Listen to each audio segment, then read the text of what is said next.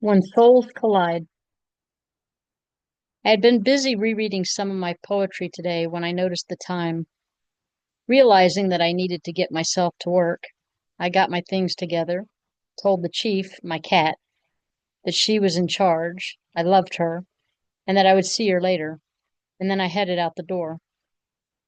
As is my usual routine while driving, I was listening to my music, singing a bit, and doing some reflecting on matters of importance to me.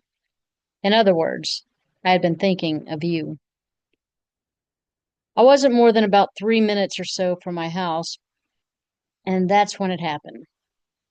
I saw two adult robins doing battle as they flew out of a tree on the side of the road in front of me and right towards my car.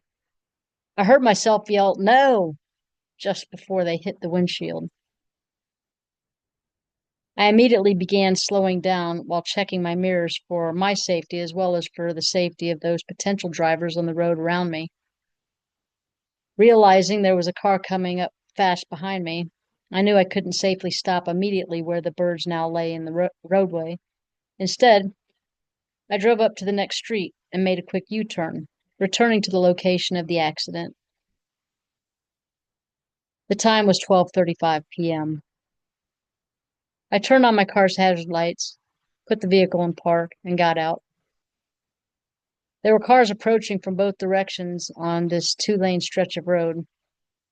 As I got out of my vehicle, I noticed that I was not experiencing the usual concern for my own safety as I have in the past when going to rescue an animal that had been hit and left lying in the roadway.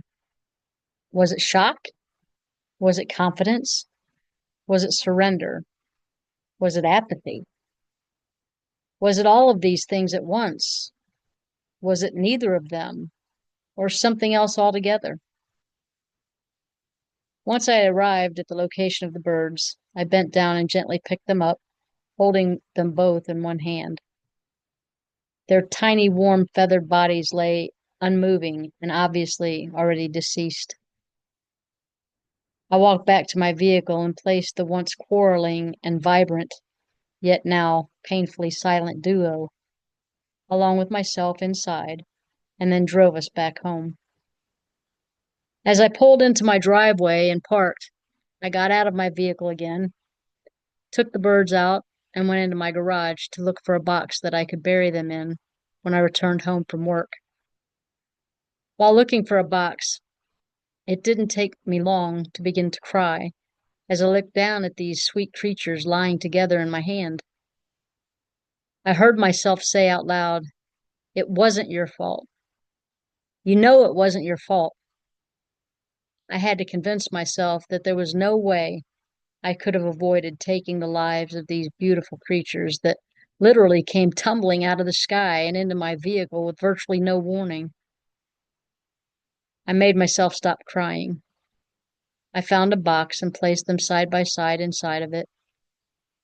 As much as I didn't want to, but not wanting to leave them out in the heat all day to begin the decomposition process, I chose to put the box in a cooler in my garage until I could get home this evening to bury them properly. It wouldn't dawn on me until later in the day, but I came to realize that the road that this happened on was the same two-lane stretch of road that I had found myself on only 3 weeks earlier, rescuing an eastern bluebird that had been hit by a car and left for dead. That sweet bird would only live for another hour or so, but at least it had not been left to die while lying in a busy street. It has been right at 8 hours now since the lives of me and two robins intersected. In the blink of an eye, three lives and three souls have changed forever. My original plan to bury the birds once I returned home from work changed at some point during the day while I was still at work. Since living in my home, there have been quite a few animals hit by cars nearby, or those who passed under other circumstances who ended up buried in my yard. Their burials have all been very informal, but respectful. Well, today I made the decision that I didn't want to just dig another hole in my yard and bury two more animals who I was unable to save. Instead, I have decided to dedicate a small piece of my property to the animals I cross paths with when their time here on Earth is complete. I'm going to work on creating a small creature cemetery in my yard. It will be a fenced off area and there will be grave markers for those who are interred therein. Once the weather warms up more, I will plant flowers around the cemetery. There will be landscape lighting, angel and cherub statues, or perhaps little creature statues to watch over the departed, a bird bath, and a park bench to rest upon while visiting this little cemetery.